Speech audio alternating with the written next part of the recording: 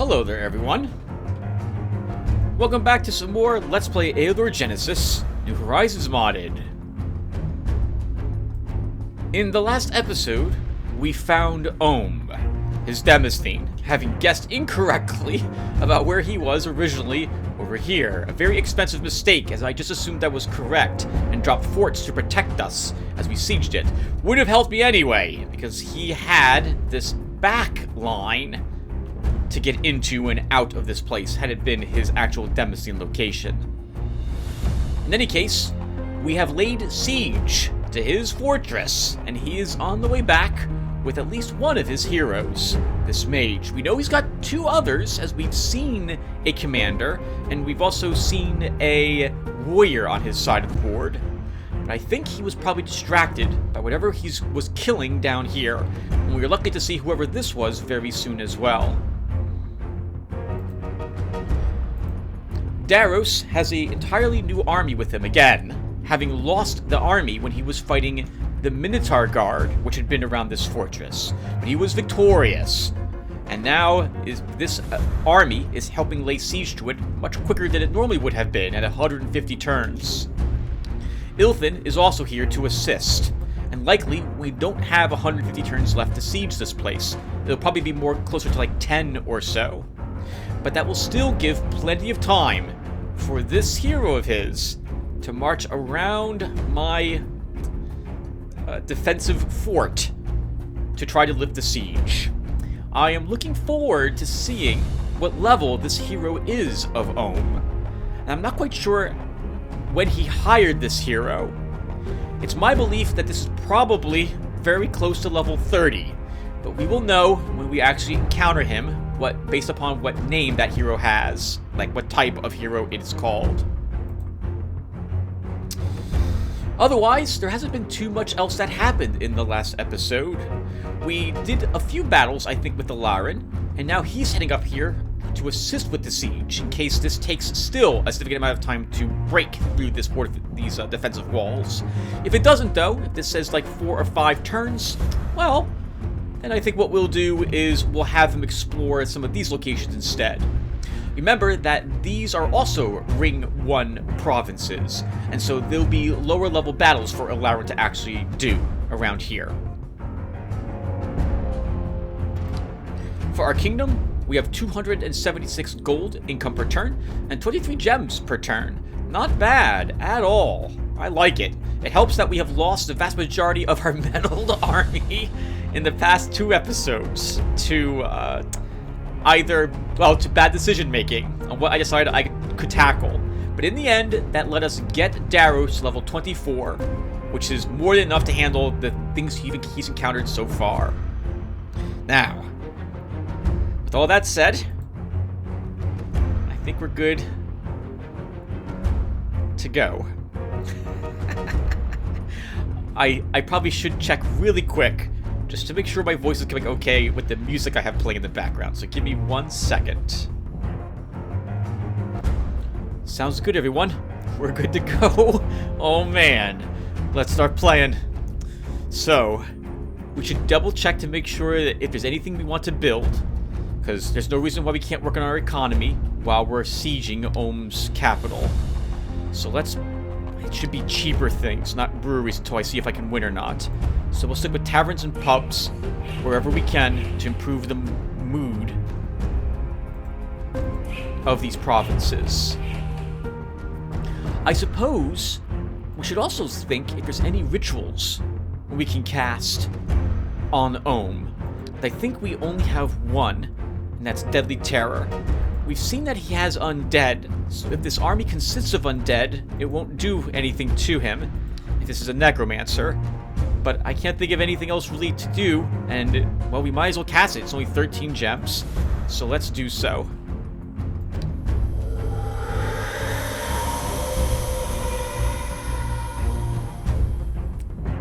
Alright. Let's go ahead and end our turn. I think. I assigned guards to the only location I care about, which is this one. Okay, yeah, we're good. The hero Ilthin is besieging enemy fortifications in the province of Now Zar. The walls are damaged, but not enough to launch an assault. 3 turns only. 2, 1. We just barely made it here in time to take out Oumm before we had to deal with one of his heroes. Notice as well that it says Ilthin first, not Daros. I think this is because Ilthin's initiative is higher than Daros's, and as such, Ilthin will be the one to siege the capital if it comes down to it. I don't want him to do that, by the way, because I'm nervous that Oumm, who has a ton of provinces under his control, has probably unlocked tier 2 and maybe even tier 3 units, and he will have an army sitting here. And it could be strong enough to kill Ilthin, but probably not Daros. So we'll want to pull Ilthin out before we actually siege this location. Let's continue our siege. There's an influx of immigrants into the province of Golden Woods. The population has increased significantly. New workers are a good thing. We can't afford any money at this moment. We're in the middle of a war. Okay, as before, pubs. And I suppose we well, pubs now. You know what just occurs to me also? If this hero beats us, Ilaran's not going to make it here in time to render any assistance. So we're not going to have him go there. He's just going to explore out here instead. There won't be anything here he can fight, because this is a tier 4 ring. Is that right? 1, 2, 3. Yeah, there won't be anything for him to take on here. All the locations will have enemies that are too strong for him. But we might as well let this province grow a little bit more. And that's it. That's all we're going to do. Let's end our turn. Again, we need money in case we lose a hero.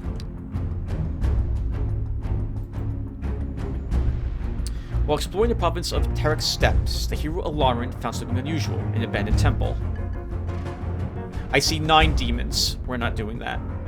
2 turns to siege. Oh, Lotaeri, when will you realize that it's senseless to fight with me? You know it yourself that you could never find a worthier overlord of Eador than I. There's not enough space for new dwellings. I'll think about that too. Traders from faraway lands are offering you 200 gold in exchange for several virgins in the province of Racing Sideland. Kill the traders and take their gold. There's an influx of traders in the province of Ritual. Massive sales are coming. According to tradition, much of the trade income makes its way to the treasury eventually in the form of bribes and presents. What are your concerns? We won't break our old traditions. The sales are successful, and thanks to numerous bribes and gifts, your gold income is 499. Not bad. All right.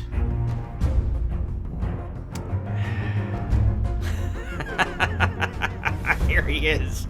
Oh, man. All right. Well, let's go ahead and continue to make a few upgrades. I suppose we'll go ahead and make a granary here. You know, while I'm here, I don't care about the berry farms at all. I'd rather have whatever gems these locations can give us than $8 more from them.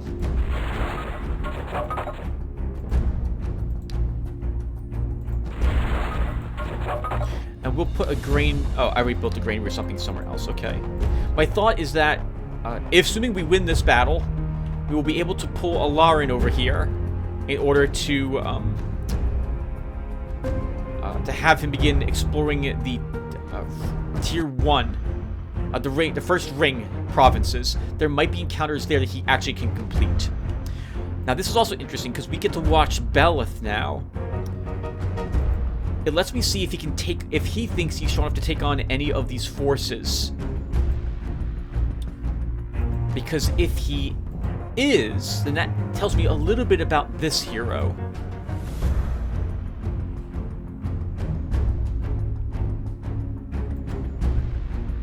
Hopefully it's not strong enough to take on this barbarian tribes. We know this is a tier 4. And there's a behemoth in here. If this wizard moves there, that's bad for us, because it means this is a high-level hero and or has decent spells under his command.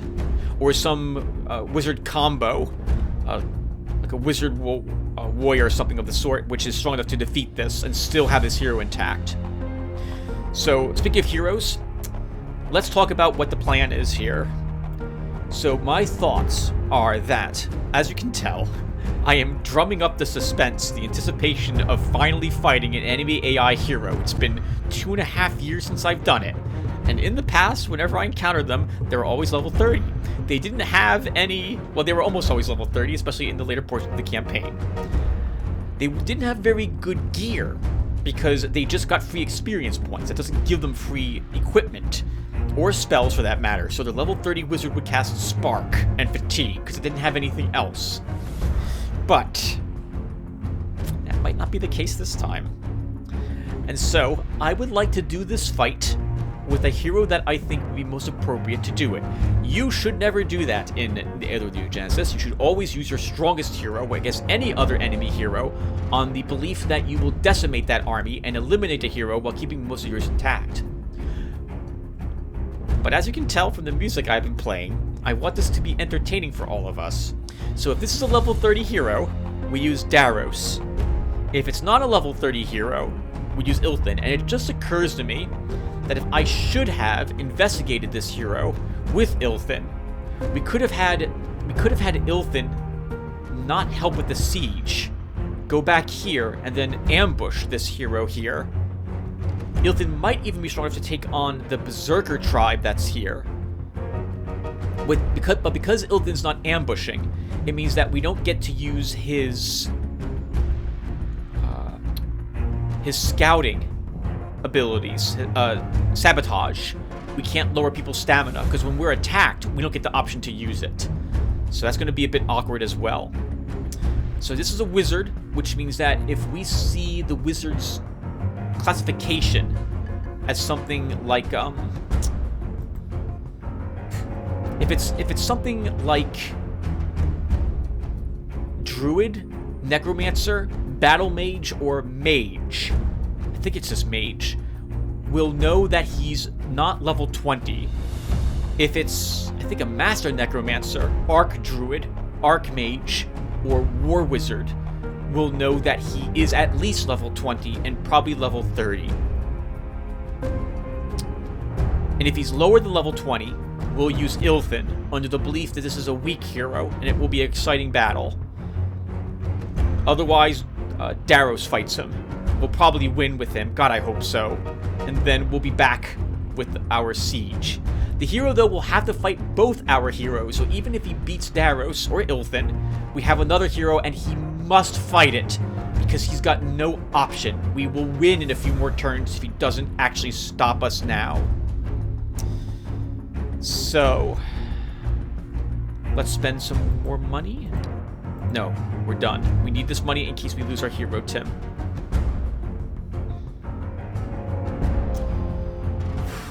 Is there anything else I should do?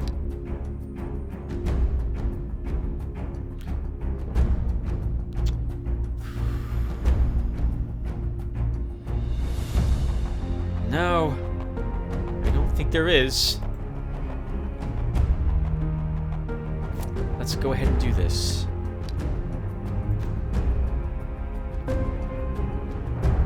Our party besieging enemy fortifications in the province of Nalzar is under attack. It has been approached by the hero Arzang, serving the ruler Oumm. Number of enemies, 6. Battle Mage, Young Centaur, Swordsman, and Guardsman. It has only one Tier 2 unit in it, and his hero is less than level 20. Well, as I said, we will use Ilthin. Good. My units will get more experience.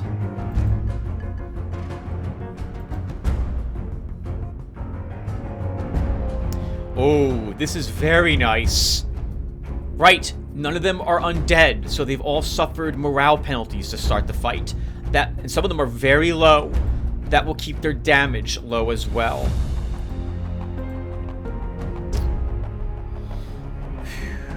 What do we know about battle mages? They're the wizard-warrior combination. They'll have good resistance, very good resistance, and they have the ability to get past our resistance very well also. Effectively, Ilthin won't have any resistance against his spells, so he could be killed if he's got out immediately and we're going second. So he might be, yeah, he might be instantly killed. So that could be a bit awkward, depending upon his level and his spells. I still think, Ethan, though, we leave you here.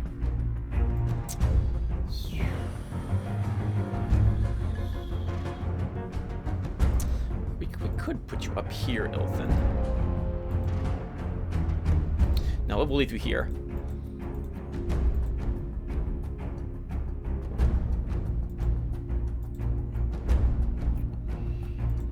Okay. Alright. I think I'm set. We'll summon our rats, weaken his forces, get close and hopefully kill him. Let's get started.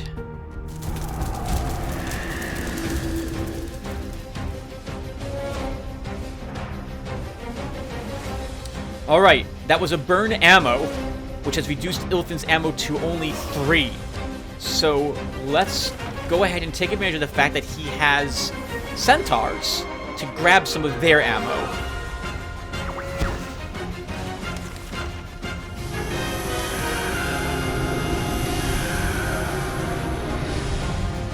We want to thiever the guardsman to render him useless. We want to weaken that centaur. I don't really want my rats to take too much damage quite yet, but I will try killing this.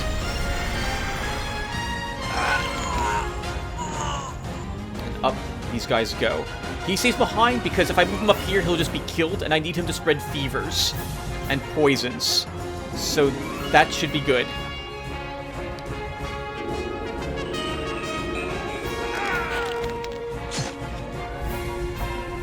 And he put Ilthin to sleep. Very good. For 7 turns. What does he have? He's level 18. Oh my god. He has meditation, so he's using a meditation orb, I suspect. He's using a magic wand.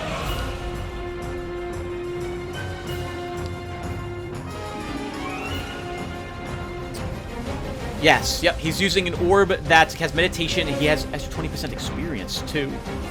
Oh, that's wisdom. Okay. Alright, well, let's, move you up. And summon more rats.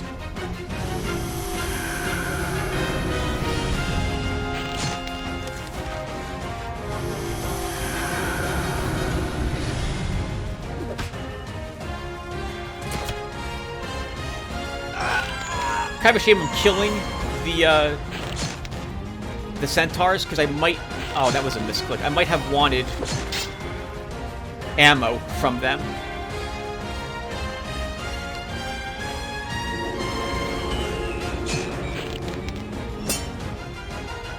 That was probably a mistake.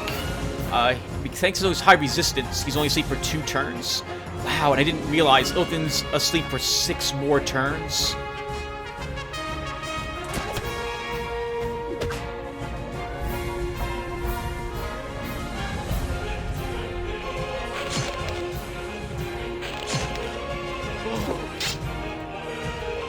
Alright, let's start hitting him. He has decent armor, but not a good, okay counterattack. But we can hit him, or hurt him. He has first strike, so I don't really want to attack him with my Plague Warriors.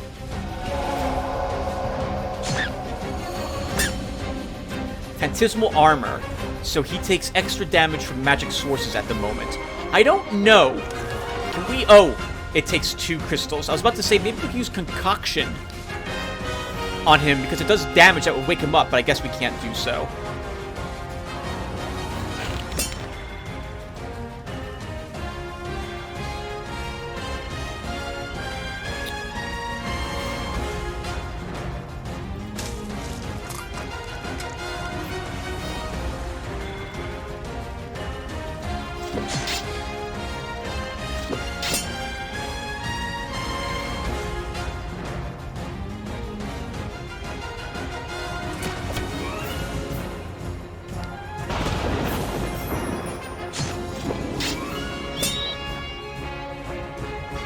let's make sure that this one won't be a problem. He dies at the beginning of his next turn. We don't even need to attack him.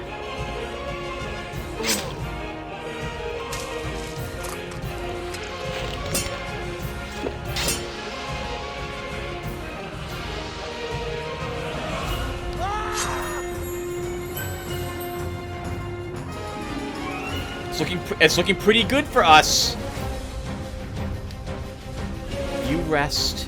You have more ammo, so we can make another rat. Let's try to get you away if we can.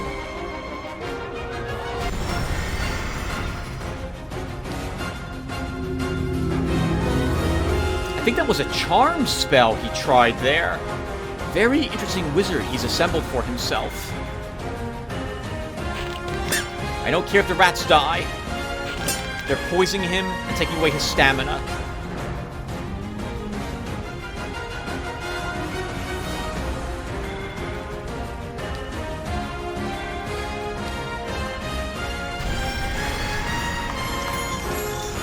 Magic Armor's not going to stop him from taking poison damage whenever we strike him.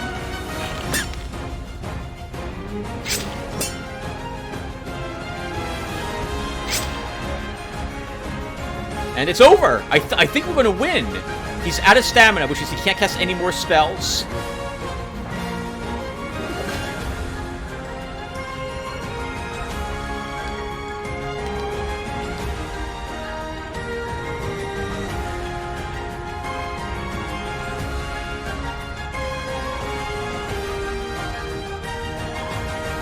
Yeah! He can't defend himself.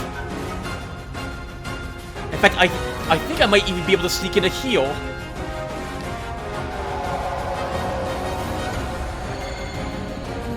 For you, Mr. Rat. And Ilthin's finally back.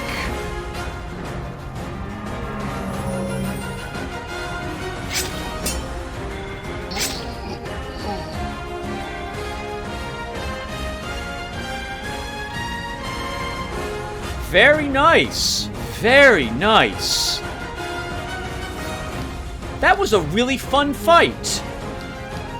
I think he could have made better targeting choices with some of his spells, but I did like that he tried to incapacitate Ilthin immediately by first burning his ammo, and then when Ilthin still more by just putting him to sleep.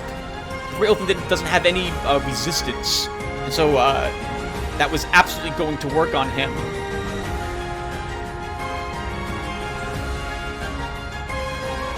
Man. More importantly, he wasn't level 30. I also don't think this was probably his highest level hero. This is probably maybe his second hero. So his equivalent of Ilthin. So I think we chose correctly with who we used there. Well done, Ilthin. I'm very glad you managed to win. Alright, not bad. That could have gone a lot worse. Let's give some stamina to you.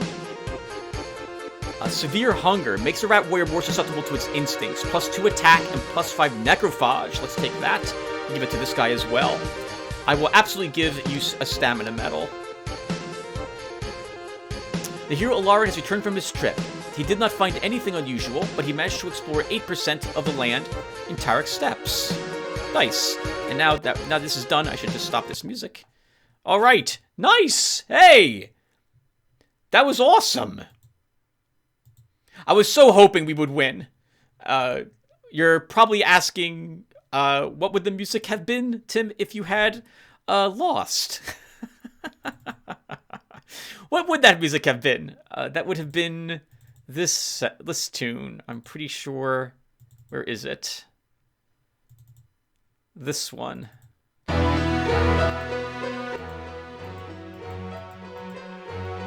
But thankfully, we never had to hear it. Bonus points to you if you know what this is from.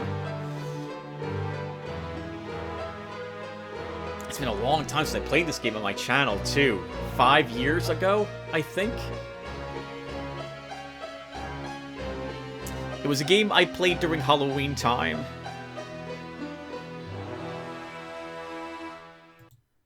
Okay, but we didn't lose any. We didn't lose Ilfin or Daros, and we made a right choice for the fans of watching a battle against an enemy hero, because Daros would have slaughtered that hero.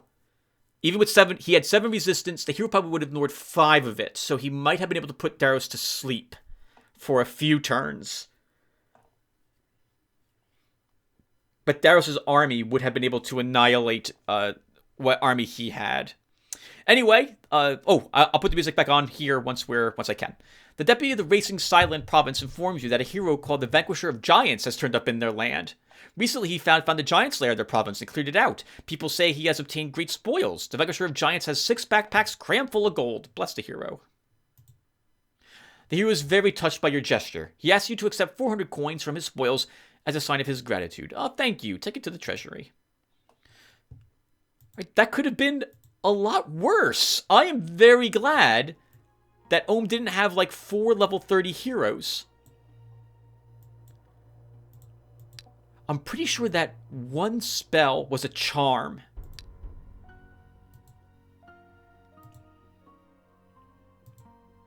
Or word of power. I think he used word of power is what we saw.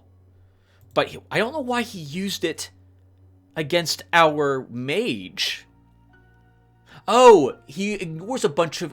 It doesn't matter. He was ignoring, I think, 5 resistance. But our mage had 9 resistance, which gave him 4, which is not enough for him to hypnotize. That would have been devastating, though. He could have hypnotized him, and then have him blast Ilfin.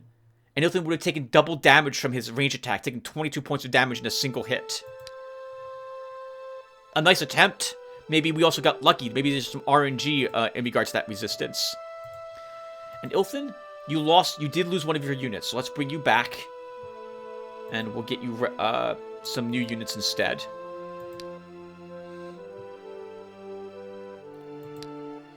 And Daros will continue to siege. Alright! Man, I'm really happy! Like, I'm very happy because that wasn't a level 30 hero. So maybe we won't always be encountering all level 30 heroes from the AI. That would be so nice if the game is back to... Well, not back to, but the game kind of levels around the same pace as the player now. Alright, since we're going to defeat Oumm, unless something goes really poorly here, and there's something unbelievably strong waiting inside the castle tier 3. I can't think of a tier 3 unit that would be able to kill Daros and his army, though. And I think you get like 1 tier... maybe 2 tier 3 slots in your demo... What is it? What's ours? Okay, so it would be 3 tier 3s and 2 tier 4s. But I don't think Oumm has any tier 4s, is my guess. And I guess he doesn't have any tier 3s either. But I think Daros will be able to handle that by himself. Was that 2 buildings? It was. Since we don't have to resurrect any heroes, let's also try dealing with the amount of corruption that we are gaining. Oh, actually, it might be benefit... Let's first build the Master Carpenter. Since Ilfin is heading back home, we will probably want this so that he can replace his heavy arrows with mithril arrows.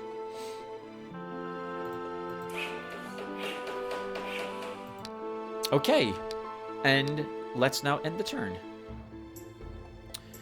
Here Daros is besieging the enemy fortifications in the province of Nalzar. The wall has a wide enough breach to launch an assault, but some fortifications are still intact, which could increase our losses during an assault. So, I don't understand how fortifications work either, everyone. There's several things I don't understand about the game, because I've never played it... I've never gotten to the really... the late game. That's the proper term to use in this. For anything else other than my multiplayer games. And I was playing on, like, huge shards, so I never encountered my other... Astral Masters that I was using in my multiplayer games. So I don't really know of any penalty of why you wouldn't want to assault the fortifications immediately. There might be only a small hole in the wall for you to get inside to kill them, but I don't see why that's such a big penalty, because when you're sieging the enemy fortifications, you're losing morale for your entire army every single round that you're doing it. And I think it's probably better that you attack, unless there's towers that actually can fire back on the enemy. I don't remember ever seeing that, but I guess it's possible. But we can assault now. I don't think we wait. Let's assault. Yeah, see how Darius's army is a little hurt? That's because his morale is a little low. That's because we were sieging these fortifications.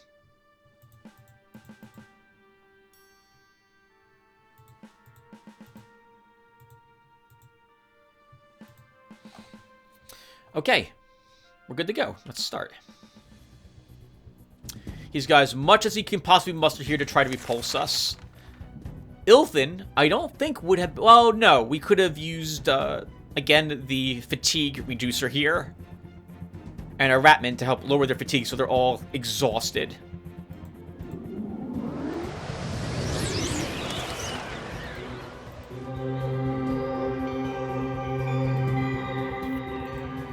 So, if I remember correctly, it's been a while since I've had to do a big fight like this. I think your defenses are improved by 2. I think you get 2 extra range defense as long as you're on this side of the wall, and you get +1 more to your range attacks range, well, on this side of the wall as well. And this debris counts as 2 spaces for moving into it, difficult terrain.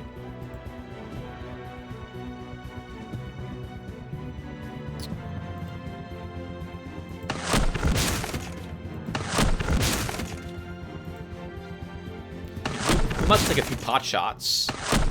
It's not much damage, but it's something, I guess. And since our morale is a little low...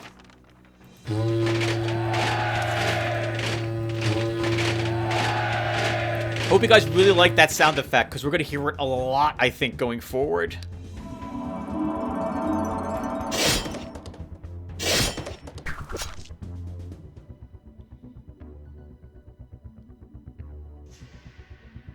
Oh, okay. We really can't let him reach my ballista, because I don't want to have to rebuy a ballista.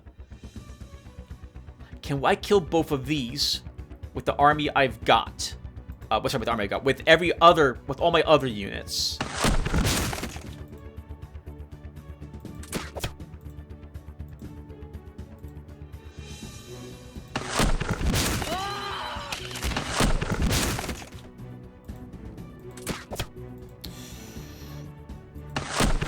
Yes, we can.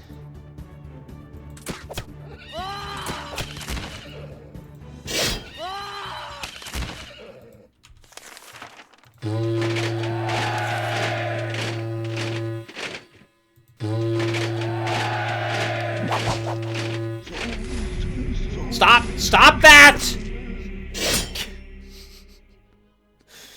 I don't want you destroying any of my ballista. Please do not destroy the ballista. The ballista are not meant for you to be destroying them. I'm sorry, that came out really wrong. The ballista's job is to hurt you, not have you kill them. Please continue to allow that to be the way this works. You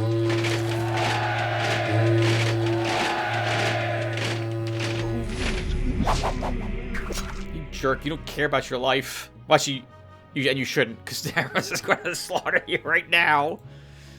To save our ballista. You've lost... That's interesting. So he lost his extra pointed range, his extra range defense the moment he stepped there.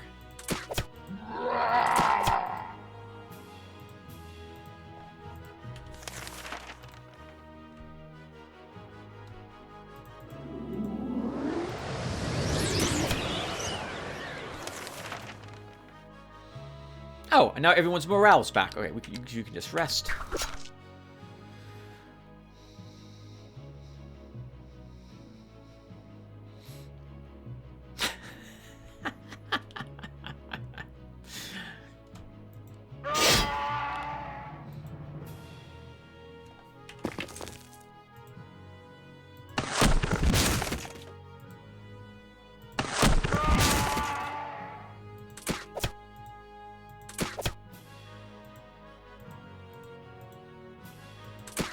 I like that his reaction was to rest. Because he can't... If he attacks Daros, he's dead. He just has Daros lose 1 stamina. Oh, this is really rough, Pikeman. I'm sorry. But we gotta kill you. The ruler Oumm has been defeated and banished from this shard. Good news. Alright! 1 Astral Master down. That could have been a lot worse. That was as best as we could hope for. We took no losses. Well, we took 1 loss. An acceptable one. 1 Ratman from Ilthan's army. We had a fun fight against the AI with a lower level but probably better geared hero here. And it wasn't an easy battle. I think if we hadn't been using Ratmen, I don't know if we would have won as easily. Thanks to the poisons that we were able to apply to their hero. You know, it just occurred to me that we wouldn't have been able to use Atrophy on him, or Fevers either, because he would be resistant to them, just as Daros is resistant to them. What do I want as my other Ratman? I guess we'll take a Plague Shooter. We should also, since I see it's available, build a Master Tanner. Ilthan can just scrap that. Prepare his equipment, and I guess we'll give Ilthan the Ruby Ring. We'll leave this for Ilarin. Normally I equip the quilted jacket, but I see a riveted jacket here, so we'll buy him that instead. We should give Ilthan the Warrior's Belt, because it's the same. He loses 1 stamina. He loses Forest Knowledge and gains a few hit points, which isn't that... It's not that important to him, but the Forest Knowledge is very important for Daros, since it lets him move through tree spaces and use only 1 movement to do so, not 2. So we will give him this. We don't need these any longer because... Oh! I forgot! We get Archer's Gloves for +1 more range attack now. And, you know, I think we should get the Ranger's Cap for Ilthan. We'll give this instead to Ilarin.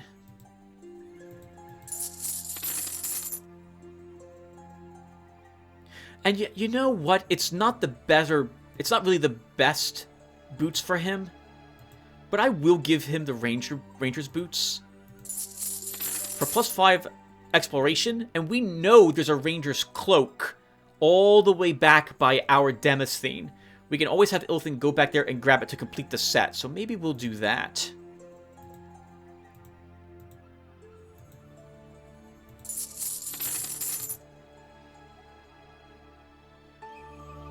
We also no longer need these heavy arrows. We'll take some Mithril arrows instead. And I guess we'll use them instead. Well, it's +1 more damage or +2 more ammo. We have never come close to running out of ammo. So we'll go ahead and use the Mithril arrows instead of the Nomad ones at this moment. Alright, Ilthan. Congratulations. Oh, you know what else we can do?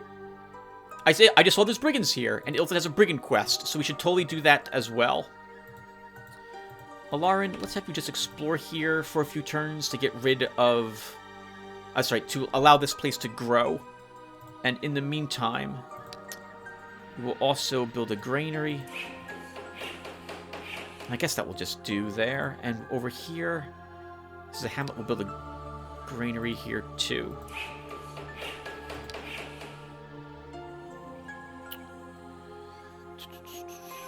Everyone, there's something else I don't understand about the game, and that's corruption. I know that the more provinces you have, the greater percentage of the corruption that begins to affect you, and eventually it takes like 66% of your total income from you, unless you start dealing with it somehow. But I don't understand how to best do that. some of the buildings that we have, yeah, so we have reduced corruption by 20% for the court. For example, I think to build this, we need a town council. Yes, yep. I think, but the issue is that, like, sometimes the town council lets us build a deputy's house in provinces, and I think that reduces a province's corruption by 30% or like 50%. But I don't understand where to build it. I know some races are better suited, have more corruption than others, but I don't know if it's worth, like, building a deputy's house everywhere or only in those particular provinces to reduce corruption. Like, do we put it in the biggest provinces for fear of this gold going down? And unfortunately, I don't see corruption here. I don't see a percentage that we're losing to corruption in each individual city. To my knowledge, I can't see that.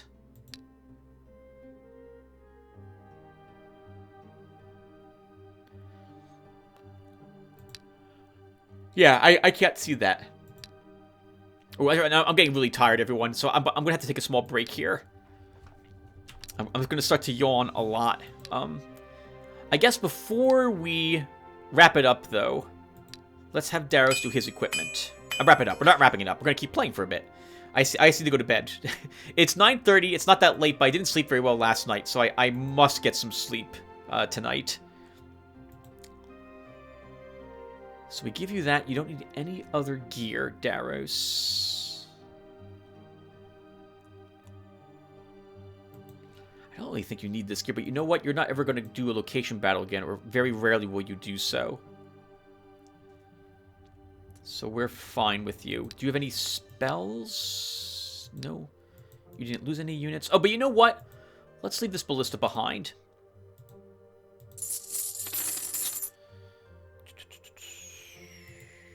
And we can go ahead. Do I want another ballista for more siege, which is why I brought this one, or another monk? I guess we should take another ballista again. God, it's so expensive. 226 for one. It's because we're buying them here and not at our own capital. It's far away, so it's more expensive to purchase them here.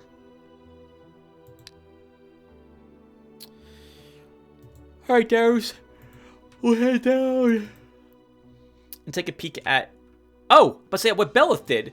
Belith left. So Belith doesn't... I guess Belith doesn't think he's strong enough to take on these provinces. Or he took this one, but that hero's army was so weak afterwards he had to flee. Interesting. Because I think this was a barbarian tribe. That tells us a little bit about what Daros is able to handle now.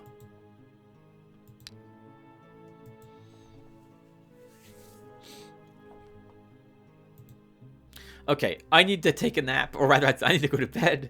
So I'll be back, everyone, to wrap this up tomorrow. So give me a few seconds. Hey, good morning, everyone. It's been... I think 2 days since I recorded the first part of this video. Man, what a bunch of mistakes I made in that battle versus Oumm. Since I'm now back and I've watched that video, or at least that part so far, I want to point out 2 or 3 things to you guys. Number 1, never do what I did, which is send a weak hero against a potentially stronger hero. I did it mostly because I thought it would be entertaining to watch, since his hero wasn't level 20, I wasn't sure if Ilton would win or not, and I thought that would be a fun way to start the combat versus Oumm, especially because I was drumming up the anticipation into fighting him, because I had no clue what was going to happen, or what type of hero that was, or anything. So that was grand, and it was really entertaining, I think. And I really liked how it came out. But don't do that yourself. Always use the stronger hero if you think he can annihilate the enemy hero and all its army without any losses, right? Because we lost at least 1 Ratman. We could have lost Ilthin as well. Like if he had put him to sleep, Phantasmal armored him, and then hit him with like an Inferno spell, he would have taken 40 points of damage from that and died. And so... we're lucky he did not do that. Or maybe he just did not have that spell, which also works out well for us. Number 2, I saw 1 giant misplay, and I know it was a misclick, because I remember it going through my mind as it occurred. At one point in that battle, I moved our adept down to the left, and then left another spot. Instead of having him attack, I think he could have had range, or he did have range on that pikeman, and that was a total misplay. Again, that was a misclick, however, and Oumm then put the adept to sleep for 2 turns. That was such a shame, because if I had not done that, if I had used him correctly, which is to say, didn't misclick down there, then we could have killed that pikeman and saved the other ratman. So we took a loss that we didn't have to take. Finally, I'm not sure we could have won that battle without the ratmen. Given their poisons, they were able to slowly whittle down that hero. And especially because Ilthin was put to sleep for 7 turns. That was incredible. What a fun fight that was in the end. It looks as well, obviously, that hero was not level 30. So hopefully that was Oumm's 2nd hero. Though it wouldn't surprise me even if it was the 3rd. Because of how many provinces he had been taking. Oumm was probably leveling him up by doing all these battles. Next. I have actually recorded this part here, but I have to re-record it. The game crashed on my way down to beat Belith. So I know a little bit about Belith and at least one of his heroes at this point. So let me explain to you a little bit about what happens when Eador JSS crashes. So occasionally, when I'm recording the game will crash. Fraps has some issues with the game, or the game has issues with Fraps. They don't agree with each other, and it decides that, you know what, I'm having lots of issues, I'm just going to kill the game. Normally, this is an issue. The game would be restarted, and during the turn that it crashed, and it crashed during a battle. I didn't like the way I was phrasing things during the fight. We were doing rather well against one of Belith's forces. I was doing a swamp battle with my Ratman pack, and he had attacked it with his assassin, so I know what type of hero his warrior is. And his hero was also level 16. And I wasn't going to beat him, but I was doing rather well, all things considered, and killing quite a few of his units. And then the game crashed. So when the game crashes during combat, I believe the game thinks that, hey, you must have Alt F4'd in order to get the game to die, in order to have the game restart from the turn before. So you know what? That's fine. We'll do that. But I'm going to give you a reversion as a penalty for you doing that, because that's probably why you did it. Now, that's not what happened to me, but I didn't want to keep that reversion penalty when I know I didn't revert. So, I am in fact restored the game files from after the battle with Oumm, and now I will continue forward with the rest of this episode. And I don't think I'm going to play for quite as long. I played for about another hour, and I would like to keep these videos to like an hour and a half of combat with about 30 minutes or so of talking afterwards. So we won't play quite as long. Alright, so, well, the good news about Belith is that I've seen what one of his heroes is like now, and it's not level 30. So that's good. I don't know what the mage is, but his mage stepped away. I'm under the impression his mage is also lower level, which is to say levels 16 or below, probably below at this point. Alright, well, let's continue with the game now. So Ilthin's going to move over here to the east and take on the barbarians that are here. Daros is heading at least back here. Did we lose any units? We lost no units, right. Oh, there's a Grand Healer for sale at the moment here also.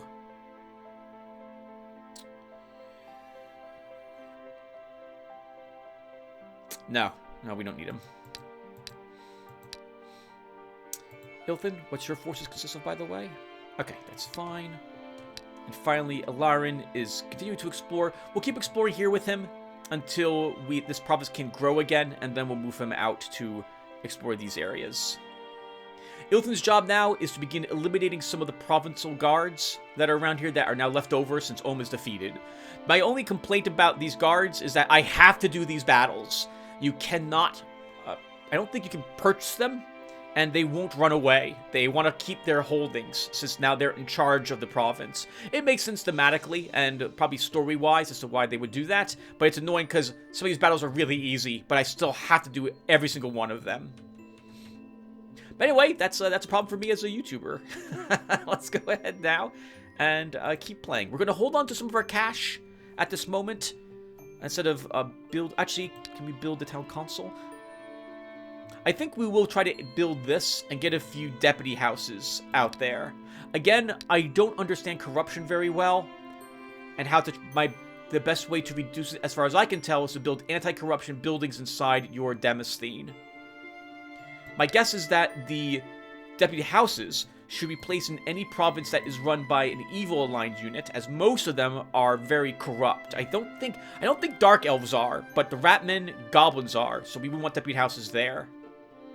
And with that said, let's start playing the rest of this episode. The hero Ilthan has entered the province of Honey Fields. These lands once belonged to a great lord, but now a group of former guards rules here. 8 enemies: Barbarian, Shaman, Berserker, and a Witch Doctor. I'm guessing... I can't remember what this consists of. I think there's 2 Barbarians, 1 Shaman, 1 Witch Doctor, and the rest are Berserkers. So let's attack. We have some very nice hills. We will totally take advantage of these.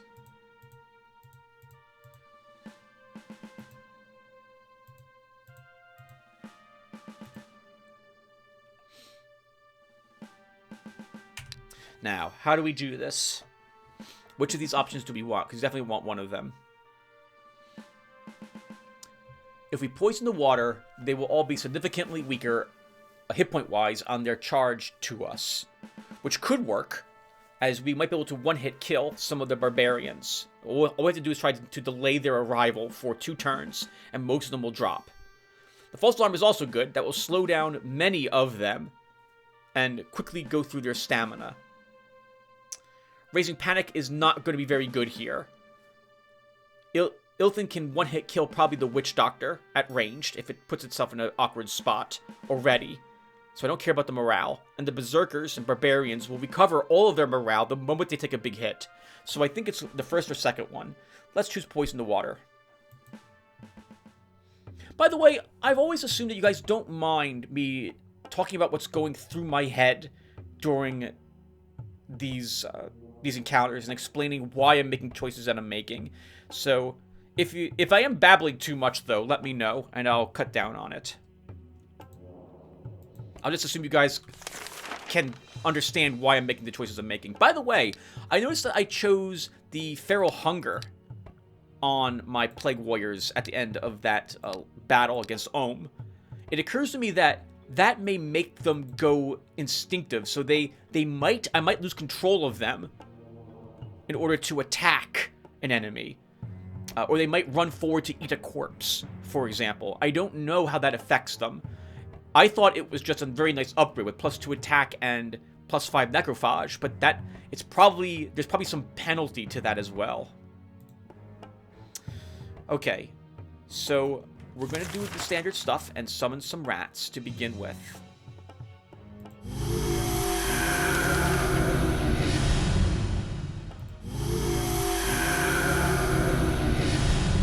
I don't really need to move up at all, so I'm not going to with any of my units.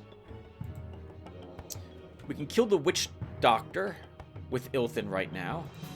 Or we could probably actually kill the Berserker.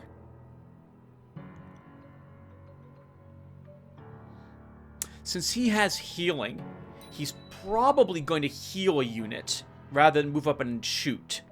So I'm not going to kill him right away. He's not going to be that much of a threat if he's trying to keep the barbarians alive.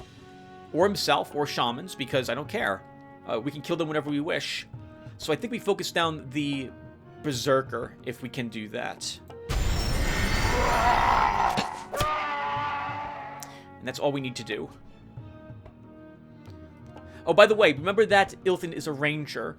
And so they're all going to take, I think it's 3 damage each, 4 damage, right, 4 damage each turn for 3 turns. Which reminds me, by the way, I should check Ilthin and Daros's and Ilaran's passive skills to see if they got upgraded again as they've been continuing to level.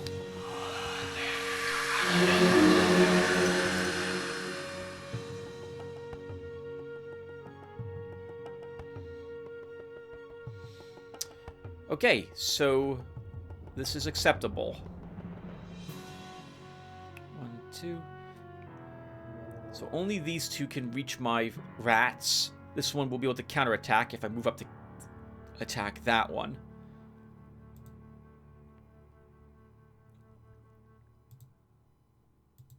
This is the cool rat with the magic bullet, so keep that in mind as when you use him.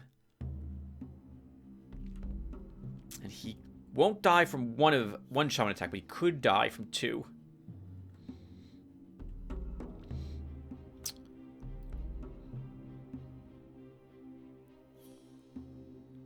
Okay, I think we killed this barbarian. The rat moves up to start and bites him. He's now down to 7 hit points, and I think our cool rat here will kill him with this hit. He did not. He has 2 hit points left. Okay. Oh, he'll die when his turn starts, though. That's acceptable.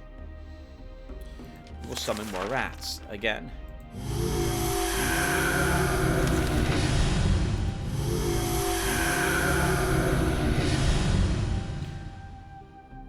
My rat has 10 hit points. It will die, but it might distract the shamans. So I'm willing to move him up. As for this guy, let's first lower his combat statistics. Wait, that worked, right? Yep, -1 to... Oh, I think his defenses also got lowered by 1. Is that really? It affects defenses too? Loses 1 stamina each turn, and all its attributes are reduced by 1. Very nice. That guy's a tough guy.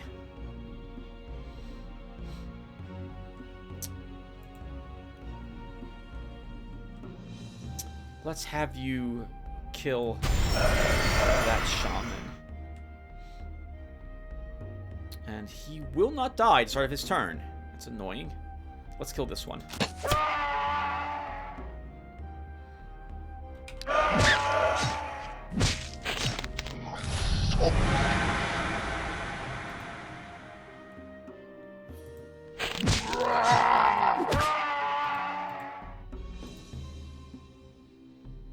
Someone else should get this kill.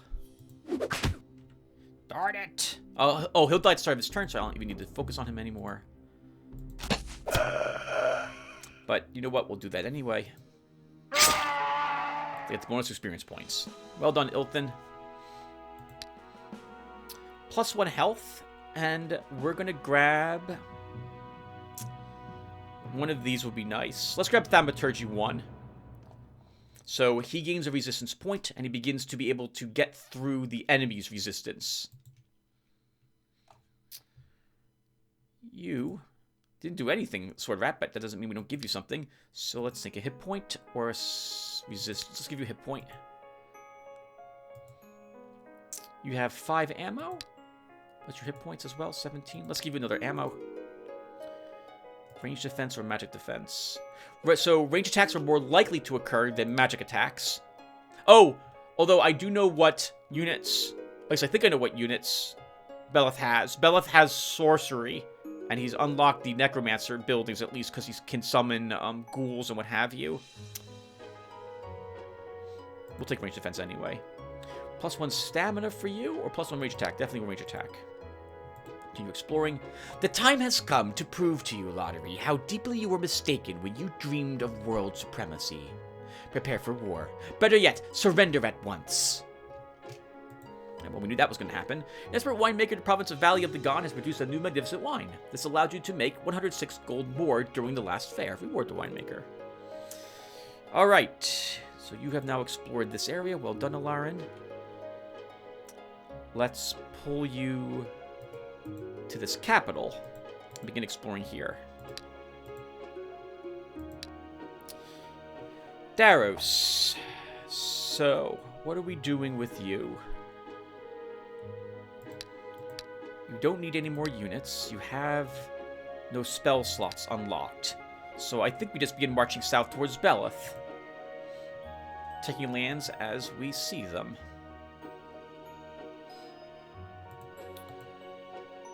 Ilthin won that battle. His gear is in great shape at this moment, so we don't need to send him back to get any repairs. Guards of Ages. Uh-oh, what is that? This temple has long been abandoned. Something valuable surely must have been left behind by its former occupers. Something I've forgotten about, and only right now remember when I saw this temple, is that we're still looking for things.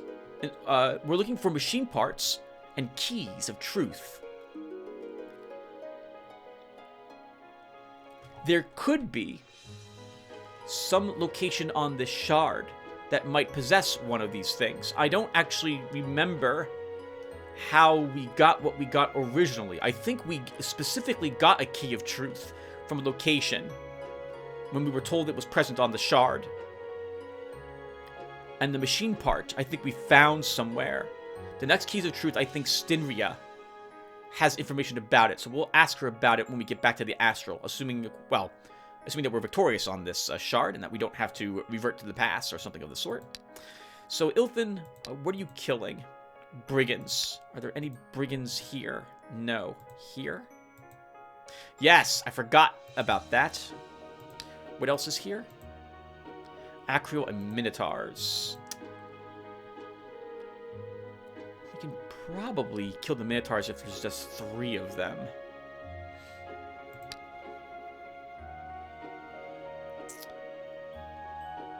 Let's have you, since you are here now, we'll have you kill some, well, probably those for 11 probably handle those. Let's pull you over here. Okay, so we should... Oh, I wanted to build the town council. Let's do that. Increases gold income by 5%, allows building a deputy's house in provinces, provides 1 contract with the vassal's guard. By the way, what's our corruption currently? 1, 2, 9, and 10. So, let's build this building.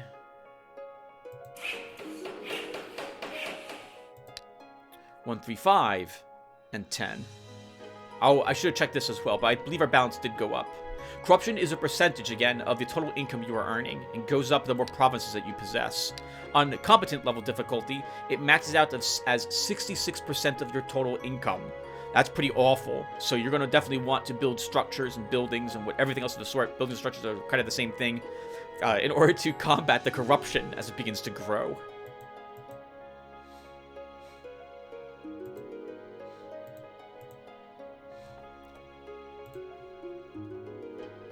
We need a space for that ghoul, Lauren. It's going to be a while before we can actually probably do some of these battles.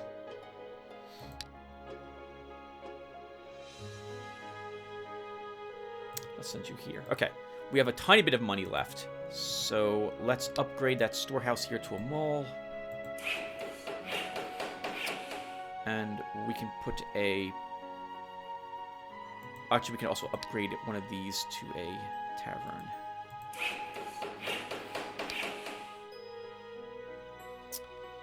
Leodaros has entered the province of Rainbow Valley. These lands once belonged to a great lord, but now a group of former guards rules here. 14 enemies, it's the light militia army. Let's fight.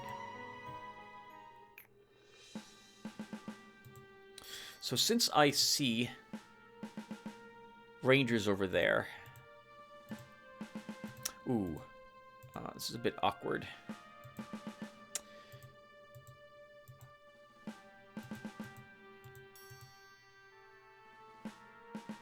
One, 2, 3, 4, 5. That's probably too far for you. Let's put you there.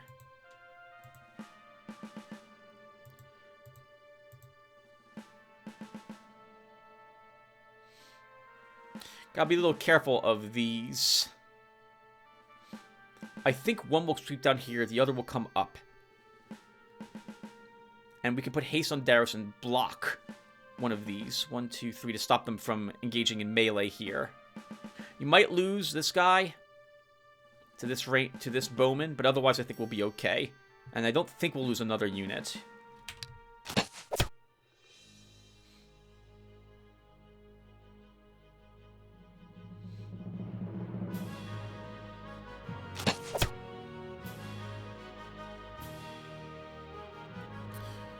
One, two, three, four, five. Okay, so let's do what I said I was going to do.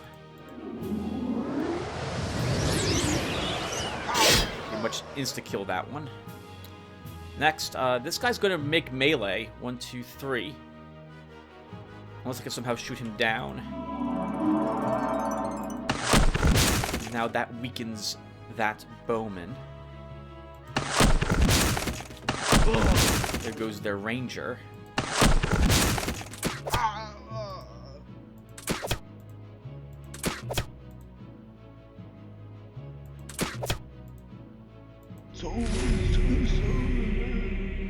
Alright, not bad. So as you can see, Adorkable, I like the ballista because they're resilient against range attacks. And if a bowman or ranger is in range of them, can shoot them, they're within range of our ballista. And these guys can't take a punch from these, or they can take one ballista bolt to their face. So they're pretty resilient. God! Stop picking on that poor... Oh! We lost a unit after all. They completely focused on him. That sucks. Good for you, jerks. Okay.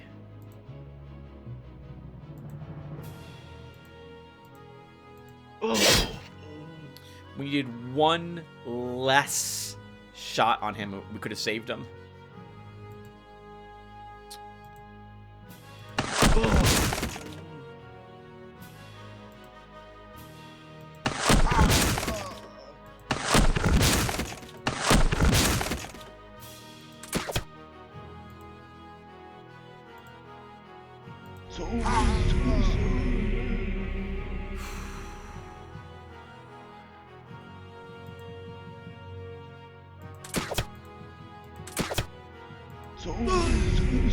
I don't want so many attacks going against this ballista. These guys could destroy, heavily damage it.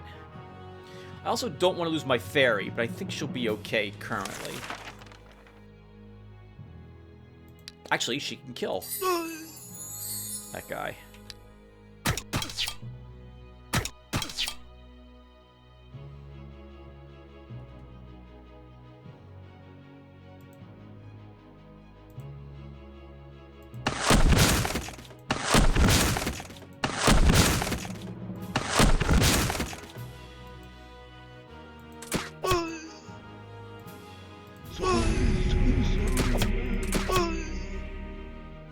Oh, didn't even see this guy. Did not even see that one.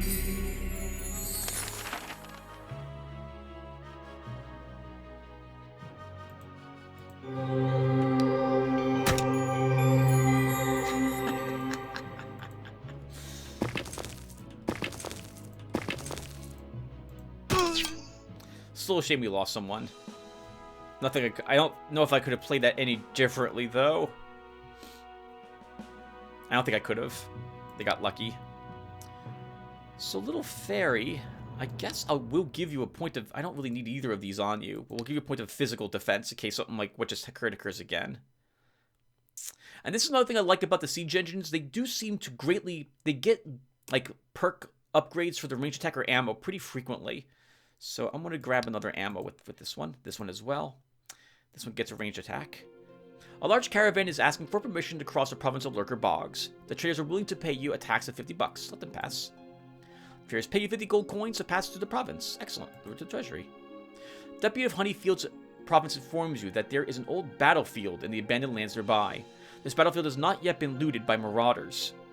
The deputy will not dare to send any people there to gather trophies without your permission. Organize volunteers. The people of the province easily cope with the task, recovering gold and some valuable items. Oh, nice. Reward them for their work. Guards of the abandoned lands have tracked your looters and attacked the province of Honey Fields. Uh-oh. I'll destroy them. Oh, no. Uh-oh. I think we've lost. I think we've lost. We need a ghoul up right in their midst is what we need to do. The good news is that these two won't be much of a problem.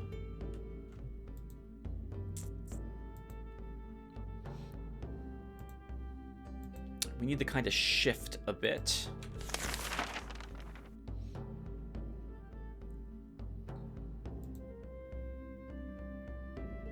They'll also be very slow, which is acceptable for me. Let's not cast a spell yet. Let's get you over here. Ooh, I didn't think you had range on him. That sucks.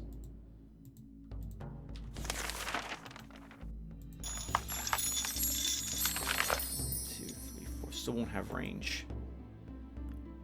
If I can get a corpse, this becomes a lot easier for us.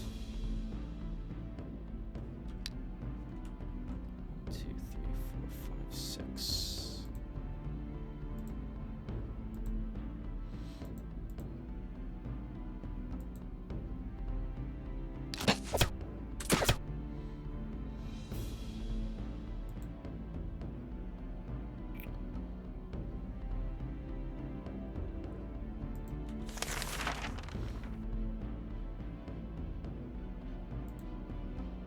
Let's severely weaken him.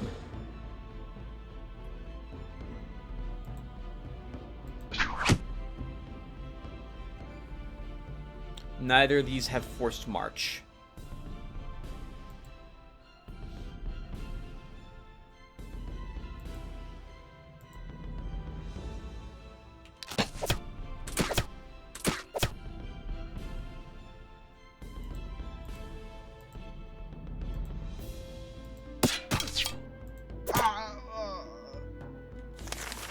Okay, let's keep the killing going.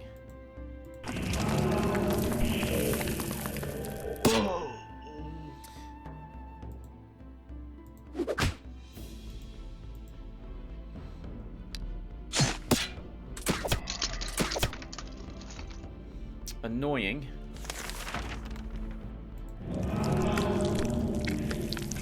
But now we have a ghoul right in their ranks. And they can't shoot him. So we should win this.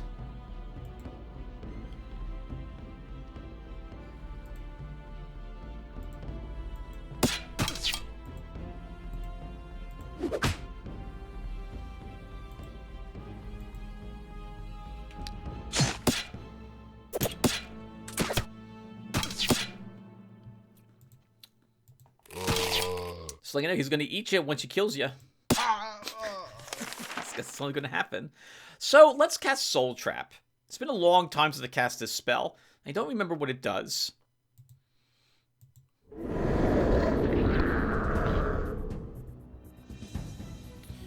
28 range defense, 15 physical defense on this thing.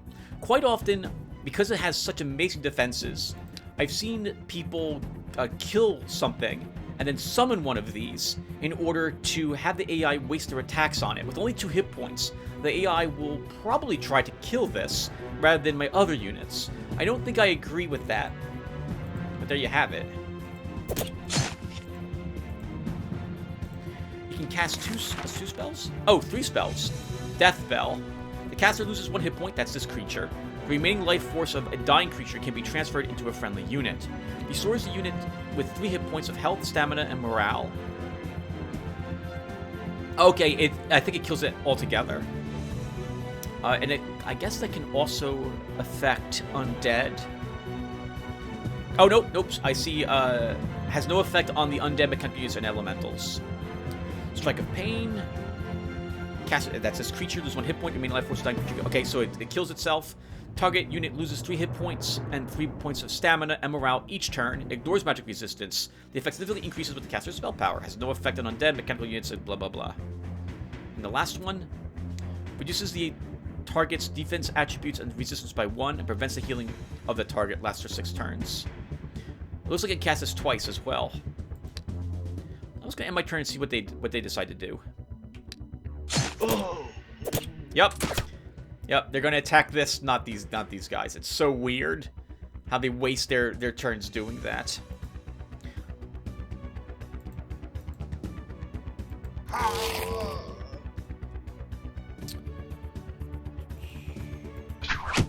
pummel you a bit, I guess.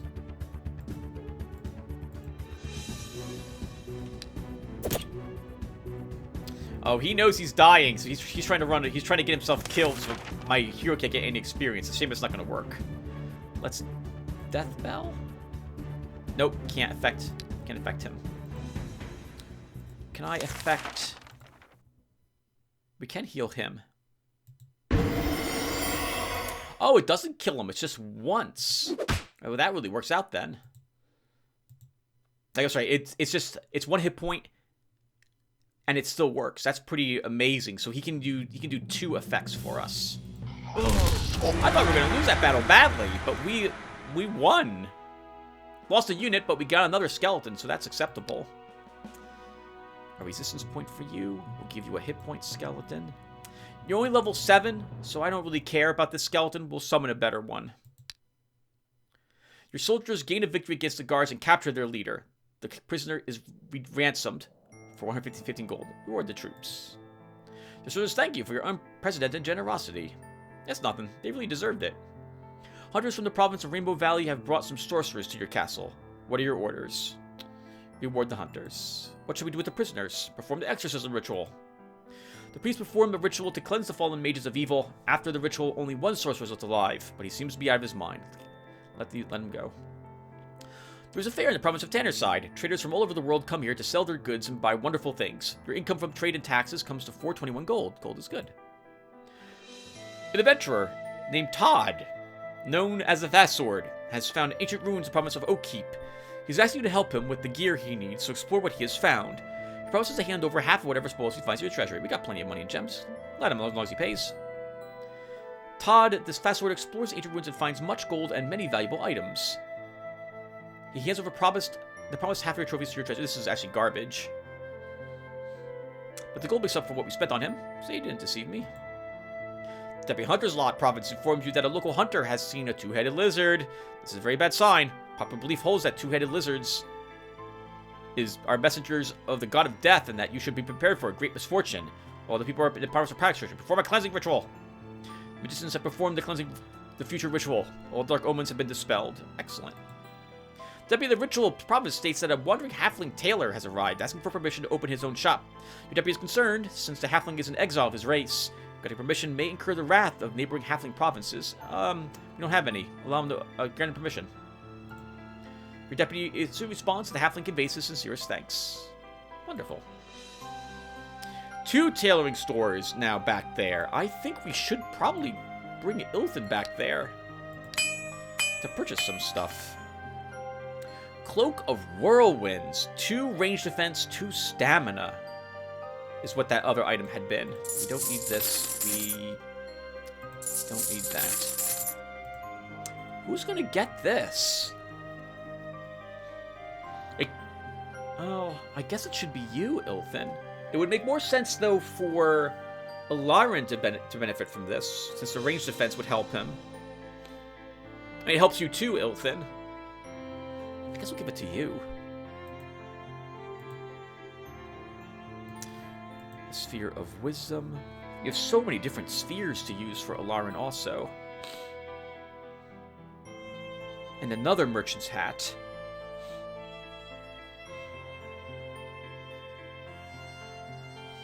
Okay, you're back here because I can't think of why you're... Oh, I wanted to do the battle against the brigands. So we'll do that. And then I think we will send Ilthin all the way back to our Demosthene to visit the tailoring shop that's there now.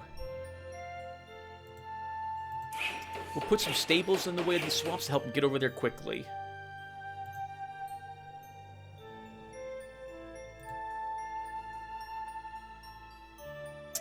Or maybe we can... Maybe we don't do that.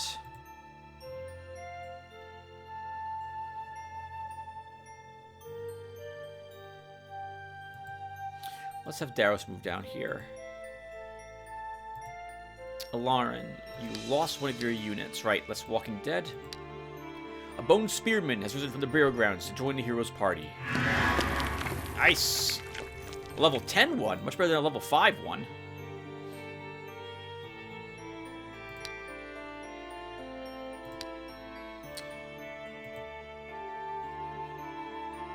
Alright, Alarin, and we'll have you go and maybe fight the Lizardmen? Let's see how difficult this battle it will be. And after this turn, everyone, we will call it a session. Let's see. And then there'll be comments like on the last video. I'll be curious to see what you guys think will happen in this one. We should upgrade the pub. We've cast my rituals. We've built 2 buildings.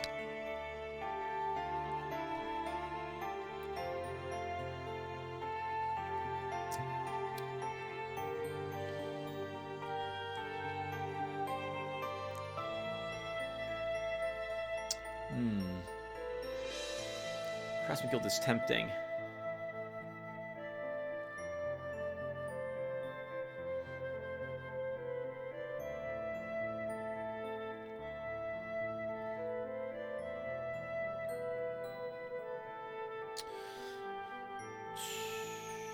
We'll build the Abbey. It's cheap. It's very cheap. It gives us more points at the end of the game. Improves population movement capital by 1. Allows hiring the Brethren of Lightguard. Also unlocks the Secret Scarlet Monastery.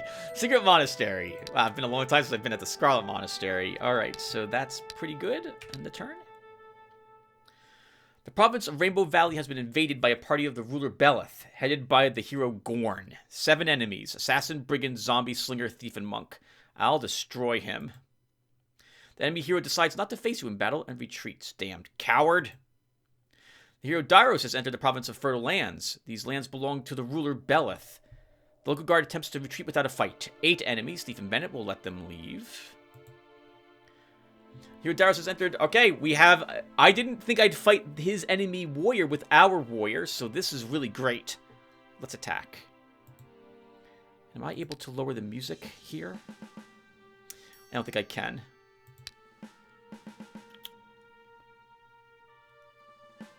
I would like to do another music thing.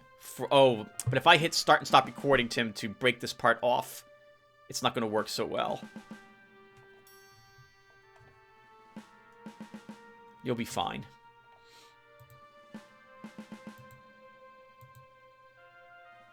Did I forget to hire a new unit with you? I think I did forget to hire a new unit. By far and away, the ferry is the most important thing, and I'm worried we're going to lose it instantly. Let's set up like this and begin. Okay, yep, this is his hero. Level 16. I forgot to check on the passives of my heroes after I said I was going to do so. 8 armor. 8 defense, 8 range defense, 4 magic resistance, so he's not very magic resistant. 16 attack, 14 counterattack. That's decent. Good amounts of morale, hit points. He has Hunter of Undead. 1 point in it. I suspect he's armed with like a holy axe or something. Quite a bit of precise strike. 7. Ignoring 7 points of our armor and 10 parry on him.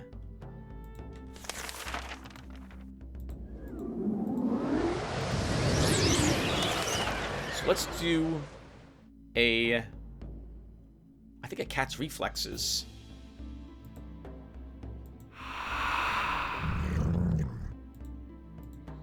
We shift our army a bit.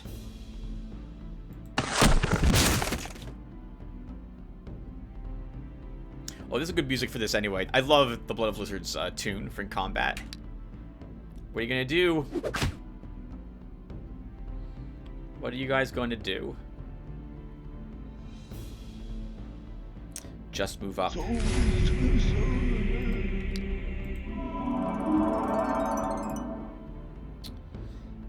I'd like to kill that if we could, before it reaches me.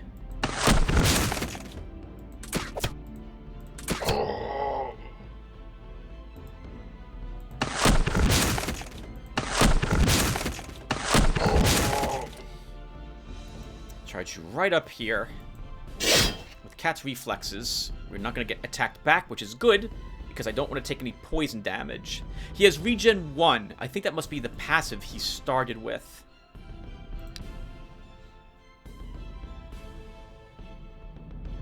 Okay, that's good. We don't need to do anything else, I think. Let's go off. Let's use inspiration here, though. Does he have forced march on him? He does not. Okay.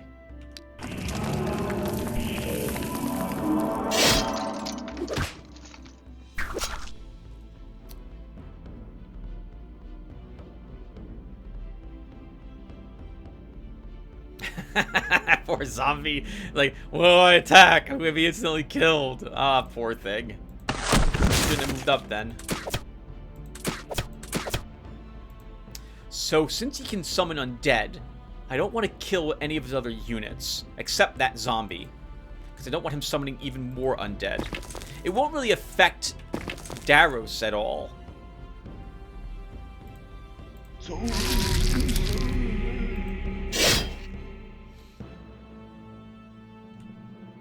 Because he will just insta-kill the undead if they attempt to touch him. And he's immune to, like...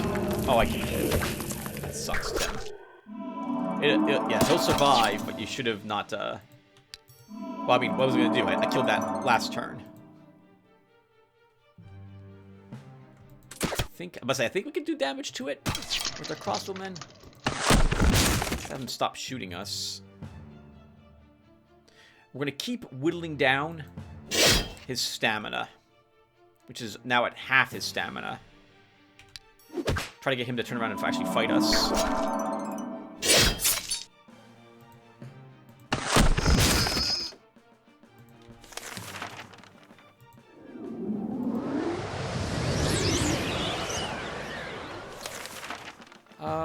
I guess we can Word of Life.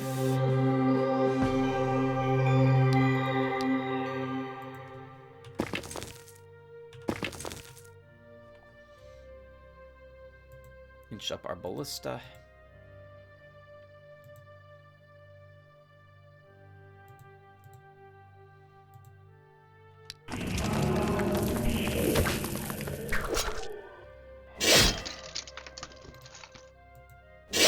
Out of stamina. It is over. Good job, Tim. Good job, Tim. Excellent work, Tim. You are amazing, Tim. Apparently, I think that's what people want to hear me say. Let's go ahead and go with it, I guess. So move you up. Rest you.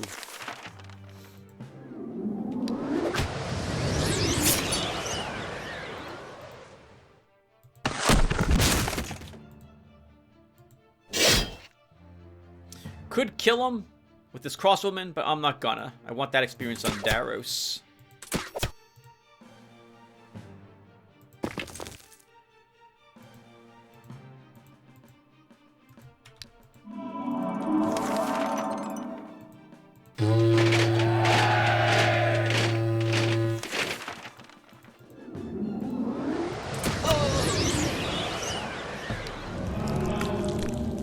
Does have raised school. Should have used that first.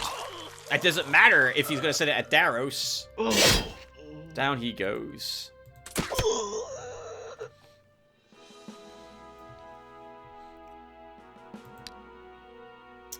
Ranged defense. Ranged attack. Hit point. Ammo +1 or siege +2. They do have Siege 4. Okay, I thought they... I couldn't remember if Ballista did have a Siege upgrade. What's their Springled upgrade? 22! So never. I never had to upgrade them. Oh, how much ammo do you have? 3? We'll take another ammo. I like the Bless spell. My monks will grab that. We'll give you a stamina. Here, Eador and its approach to the deserted ruins of a city of the ancients. Often, ancient artifacts or some treasures hidden by the current occupants of the ruins can be found in such places. Scouting has revealed that the ancient ruins are not as deserted as they may have appeared at first sight. Lizardmen and beaters. Attack.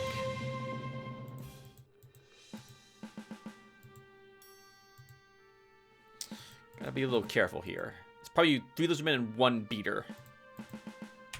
It is. Okay. So... I'm going to do this. We need to drop one of them, and somewhat quickly. What's your range up there? 1, 2, 3, 4, 5. Can't hit my mage. That's all I care about. So...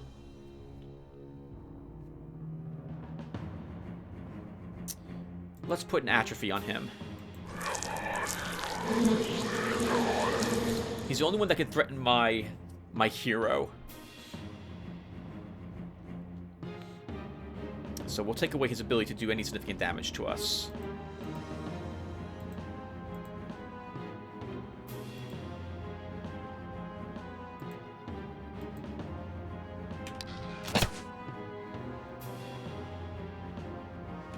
Okay, we'll give armor to this one and ensure he's the one that they'll attack by stepping back a spot.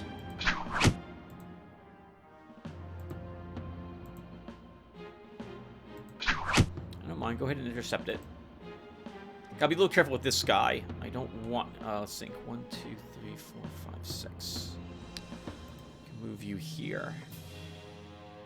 Actually, I'll move you back one instead.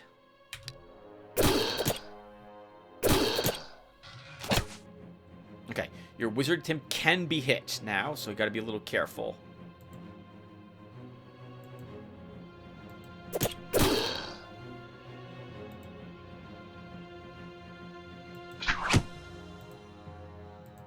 They will all intercept. But we can, in the end, still kill them.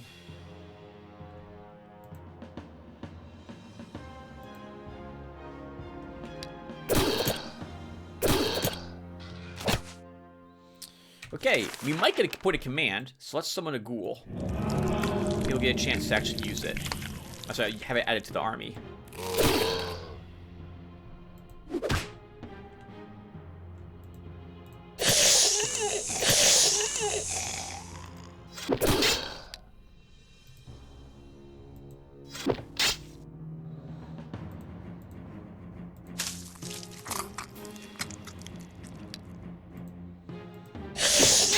Good job, Ratman. Well done, Alarin. Leveled up. +1 command. Perfect. And I guess we should take... Oh, these are both... They're all good for him. Since we were already taking Wand Master, finishing up Wand Master 3 would be nice. But I think Summoning Power is what we want. So let's grab this. Summoning 2. +4 Summoning Strength and +1 range. Ratman. What's your hit points at? 15? Let's give you another hit point. And... It's a tier 2 slot. Perfect. So we want the ghoul. So we will take it with us. Hex and Fear. Interesting spells they had. The hero Ilfin has approached a half-destroyed ancient tower. The inhabitants of the Old Citadel have noticed him and are preparing for battle. 9 enemies. Gang leader, brigand, thief, renegade, and assassin. Yeah, Ilfin can absolutely win. Let's attack. And I think we're good to go.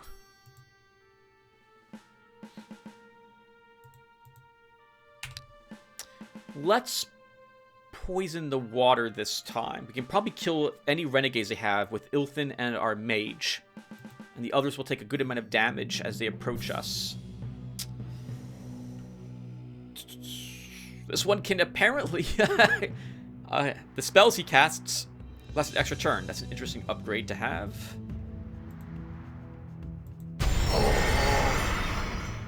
Nothing is within range of your bow. Let's sleep him. This will give me a chance to see if the poison wakes him up. I don't think it will.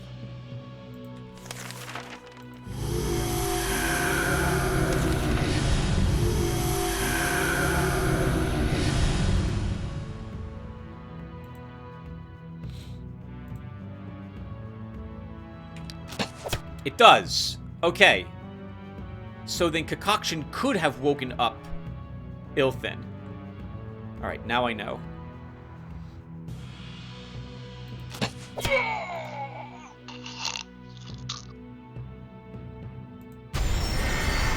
Ooh, I was actually expecting to kill him. He will die at the beginning of his turn. Now he will die at the beginning of his turn.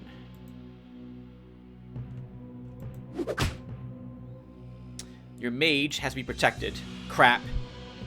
I only now realize he's probably dead. Now he'll live, but it would have been very close to him.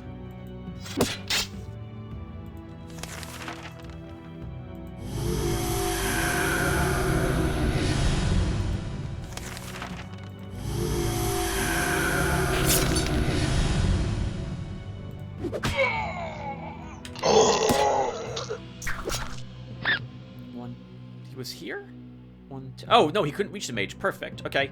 Wait. Oh, it was a normal rat I lost. Okay. I thought I lost a more permanent member of our organization is what I want to say for some reason. Our great rat gang. Let's see here. It should be normal units to get the kill whenever possible.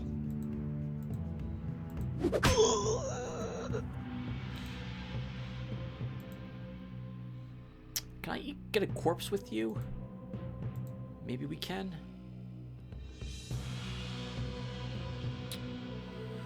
Only corpses here that we can reach. I don't know. You only have one movement. No, you're not going to be able to get it. Let's just... Hey, reinforced shield. Not bad. For loot, that's pretty good. $75 for the battle. In a flash of bright light in front of him, the hero Ilthin sees a magic crystal through which astral energy flows. From somewhere deep inside there comes a dispassionate, dull voice.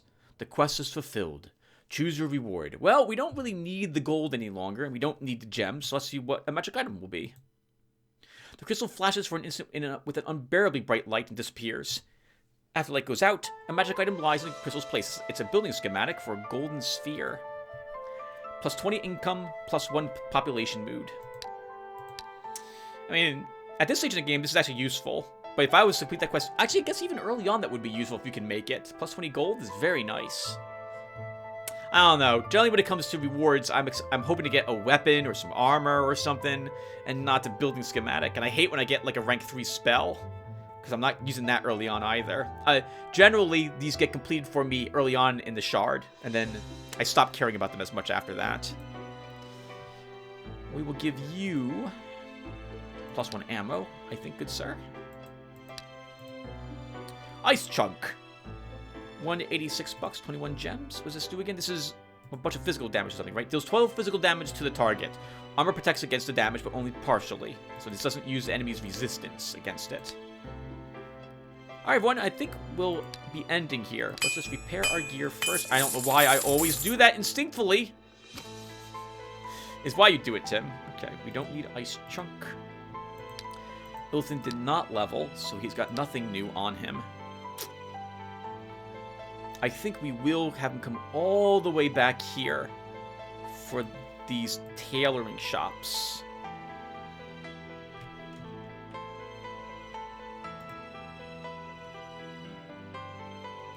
And I can't tell how many turns it will take him to do that. Fairwind's still on cooldown, so it doesn't matter. So this is as far as we get to go this turn. Alarin, so you've leveled. I'm tempted to drop the Bone Spearman and summon another creature instead for him. But I think that spell's on cooldown. Yeah, 3 more turns for cooldown. Let's use Magic Crystal on Alarin. The flash of bright light in front of him, the hero Alarin sees a magic crystal through which astral energy flows into this world. According to the ancient law of Eador, mortal heroes can receive special quests here. Low difficulty quest.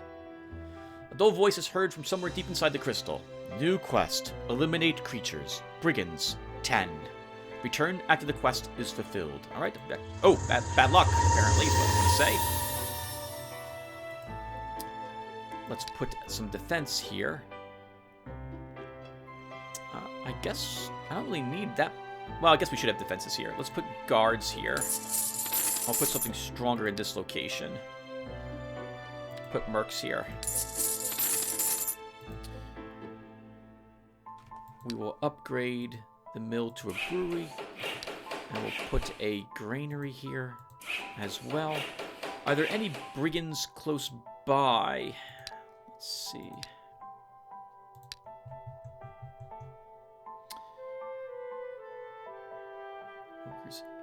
Brigands. So I scrolled down because I have it listed in order furthest from our Demosthene. So I wanted to scan all this stuff around this castle. This is actually, though, a tier 2 brigand location. I don't know if Ilthin will be strong enough to handle a tier 2 brigand location with his army. So maybe we don't do that. I don't know if he can kill dwarves either. Dwarves have good resistance and good armor.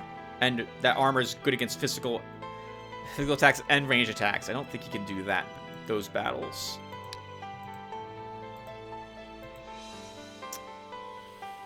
Acro and Minotaurs. No, he'll lose against them.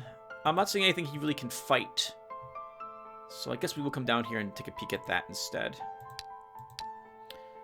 And we hold on to our cash. I want to hold on to a little bit of it at least, because I intend to use it to buy equipment from the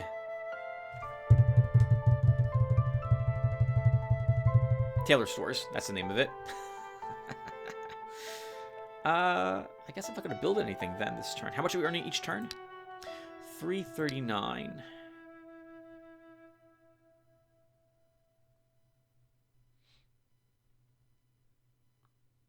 I think I'll be fine. Now, as long as I'm looking around, I just saw that I have more berry farms here. What's my gem income? 25. We have 1,093 gems. I'm fine with berry farms being used. Okay, so we're done with this episode, I think. Thank you guys for watching. No guards in either of these provinces, huh, Beleth? That's going to be a giant mistake. There's a fort here. And Daros is down a unit, so maybe we go here, siege this fort, and then get that one unit back with Daros again. I think we'll do that. So off you go, Daros. But that'll be happening next episode, so I'm going to stop here with playing the game, and I will read your comments now of what I got on the last video. So I'll see you guys in a few seconds. Alright guys, let's go ahead and pound through these comments I got. Dennis Mayak says, if a damage the unit can do is less than defense, there is still a chance to deal 1 point of damage, with the percentage based on the difference between damage and defense, starting at 50% chance when damage is equal to defense, and 9% chance if damage is 9 points lower than defense. If difference is 10 or more, take into account that 20% damage spread applied before this, then there is no chance to get a point of damage. That hit had 5 base damage, so it was a 4 through 6 damage against 13 defense. Chance to get a single point of damage was between 9 and 23%. Wow! Thank you! Holy crap, that's a lot of math to know for this game. So basically, until you have 10 more defense over the enemy's attack after you account for the damage spread which can happen. If a unit does 10 damage, there's a chance, normally, there's a chance it could do 12 on an attack. So you would need 22 points of defense to make it a 0% chance to take any damage on that attack. When you want to hire same unit, learn same spell several times, you can hold control when dropping it into the hero's inventory. Oh, hey! Thank you, Dennis, for that. I will try to remember that in the future. I've already recorded the next part, so we're not going to see me do that in the next part. Ending of this play is extremely tense. Can't wait for the next episode. Yeah, thank you, sir. Hopefully I made the beginning of this also extremely tense, too. I'm kind of happy with the result. I'm also kind of upset a little bit with the result. Only because I played up to be this huge epic battle, and it was, but I used Ilthin, not Daros for it. And I still had a few misplays. A few misclicks there as well, to boot. That was very frustrating when I moved, again, that mage twice down in the lower left. That was an awful mistake, and it cost us that one Ratman warrior, I'm pretty sure. But still, that was a lot of fun in the end. Hopefully you guys don't mind that. I'll probably be doing that in the future as well. Which reminds me, I'll ask you guys a question at the very end of this. One good sign is that there were no negative rituals casted on you during your rush, which hopefully means that Oumm has problems with crystals, and his mage won't be able to cast high-tier spells in battle. Oh, right! You know, we didn't see any rituals cast on us, did we, by Oumm? And as you've seen, Beleth was getting the snot kicked in and of his forces by Oumm, and so he is likely to be struggling with all sorts of income. It looks like he didn't have very much presence on the map, for that matter. And as you saw during the battle, we thankfully did not have any tier 4 spells cast on us. I think it was a Word of Power was the highest one he cast, and he tried it on of the wrong unit. It would have been an amazing play for him to take it and then shoot it. I think with Word of Power you can use the unit's range attack to blast Ilthin, who had Phantasmal Armor on him. I think his resistance is lowered to 0 or 1, and he takes double damage, I think, from all magic attacks while that's in effect. That could have been absolutely devastating. So thankfully that did not work.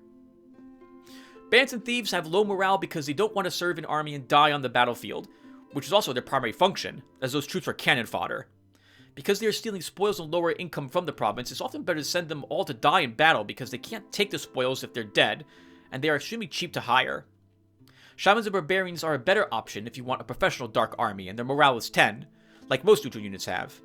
Oh, interesting. For some reason I thought shamans had like a 7 morale, but I guess that's not the case. Thank you, Dennis. Double checking. Yep, 10.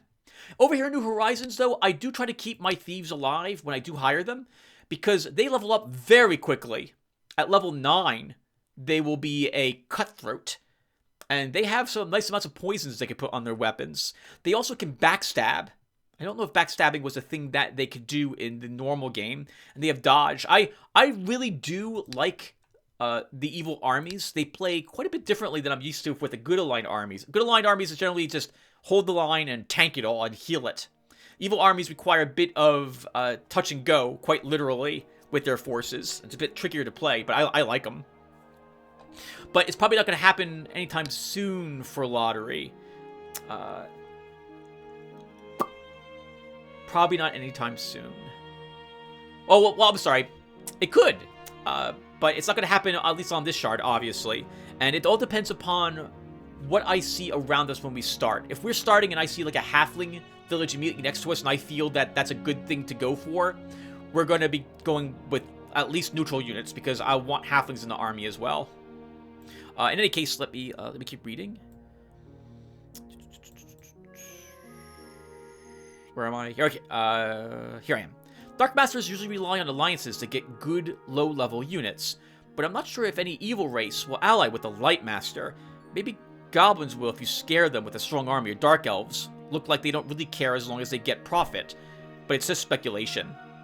The dark elves, girls, are their tier 1 unit, those nightshades. God, I hate them so much. God, I hate them. I absolutely hate them. And they're really super strong, but not as strong anymore for me because I modded them. But that's also an interesting take. When I've used evil armies, they tend to consist of shaman, berserkers, thieves, and bowmen is what I take with me. And if I'm allying with a race, it's going to be probably goblins early on if I'm playing an evil master, or I'll save up and see if I can get lucky enough to find some dark elves somewhere. I usually don't try for the orcs. Orcs are really annoying to try for me to go and get them as an ally, because if I'm not evil enough, my army's not strong enough, they always attack me. That's so annoying. I just killed them at that point. Especially because, well, I don't have a lot of luck with orcs, let's just say. And we missed our chance to have the orcs as a permanent ally with us some time ago. Not that that would have helped Lotaeri very much. That would have actually altered how I played them. In any case, try to bring a strong army with you on alliance negotiations, because most evil and neutral races won't start negotiating with weaker forces. You had trouble getting Centaur's quest previously because of that. Oh, is that why they wouldn't join me? I thought they wouldn't join me because I wasn't good enough, but it occurs to me, or wasn't neutral enough for them to give me the quest. Interesting. Okay, so if I do see Centaurs in the future, we'll try to get them in our army. We've never had Centaurs as an ally yet in this playlist, and I want to get every single ally that we're capable of getting at least once at some point, so we'll try for that. Also, if this is not fixed in New Horizons, for some level 30 solo warrior with legendary gear doesn't count as a strong force during negotiations. Ah, that's a shame. I don't know if it's fixed or not in New Horizons. I have not yet sat down to read all the changes, because that would take hours to do for New Horizons. So, I will assume it's fixed, but I might be completely wrong. Anyway, thank you, Dennis, for that very much. Bruno says, finally, at the enemy gates. One of the downsides of the solo hero strategy is indeed the sieges, but oh well. 150 turns isn't that much, right? Turn 113 or so when we had actually began the siege?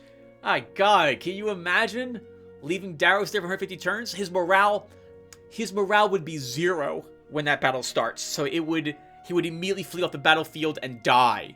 So that's not, we have to swap heroes every so often if I want to siege that place without destroying him. And last for 150 turns in that province. That's just awful. God. It's awful. Ulup C says, great that you're having a family game tonight. Enjoy it and keep producing excellent content. Oh, thank you, Ulup C, very much. Unfortunately, we didn't get a chance to play. The snowstorm stopped us from playing. One of my brother Joe's had to swap his schedule around, so this way he didn't have to stay at work if he was to go in, because he'd have to sleep at work. And my other brother was exhausted. He shoveled out his neighbors from their homes. Adorkable says, yes, Lottery the Blessed, you goody two-shoes. Always being nice and helping all those poor mortals. Not me. In my campaign, I like money and gems far too much. I wouldn't say I'm evil, though. More unscrupulous than evil, for sure. I don't want people to suffer, but how else am I supposed to get my spider silk pajamas? I originally wanted to play Lottery as a neutral Astral Master, so I always had the option to go with an evil force if I wanted to or not. But that hasn't been the way I'm doing it, is it? I've been really being the good guy with Lottery, 100%, almost 100% of the time. So it's not too late for us to start doing evil deeds if we want to try shifting our alignment to being more towards neutral. But I get the impression you're better off going all in on one direction if you're going to go in a direction, and we've already gone in a direction. We have 200 plus points of positive karma. I have no clue how long it would take us to get back to the negative side, so it's just not going to happen. Adorkable says, if you decide to try an evil army, wish you luck. I myself am not a huge fan of the evil tier 1 units. Too many downsides units that need a lot of support or leveling to be good. I never had much success going pure evil. I recommend dipping into the unscrupulous units to get the barbarian for a frontline. Tier 2 evil units are better though, properly powerful to offset the downsides. Yeah, the assassins are very nice, so are the thugs. Sorcerers are also fantastic as evil units. My usual tier 2 one you select is barbarian, shaman, slinger, and either spearman or pikeman. If I don't think I'll need the lookout guards, I switch the slingers to archers. Yep, I'm kind of the same way. So my evil armies are barbarians, shamans, thieves, and bowmen when I decide to go evil. Sometimes I'll take spearmen instead of thieves, but I tend to take the thieves if I'm going to do it, just for the fun of, because I don't really ever use them. Most of the time I am playing neutral armies or good aligned armies, so it mixes up a bit. And that's all the comments I got, so this is a quick one. So thank you guys for watching. Hopefully this was entertaining. Oh, right! And I want to ask you guys a question. So I have a lot of fun mixing in different types of music to make things more thematic, and I think I did an okay job today. I can play different music for Eador Genesis if I want to theme it a bit differently, like every single different astral master that we fight would have their own particular music that I would play when we fight them. I can do that. It's not that hard, and you might see commercials on my videos if I do that, depending upon what video game soundtrack I take for it. It would probably be various themes from like Ogre Battle, or from Final Fantasy Tactics, or other such turn-based strategy games. What's another one? I really like the soundtrack. I've still listened to it occasionally. Age of Wonders. Did they make a new Age of Wonders recently? I think they might have. But I like the soundtrack for that too. So if you guys don't mind that, I can go ahead and try it. We can see how that works in like the next, the next time I'm fighting a different Astral Master, which will be the next shard we're in, assuming we can win this one. So, right. Let me know if you guys care or not. And I will see you guys in the next one. Take care, everyone.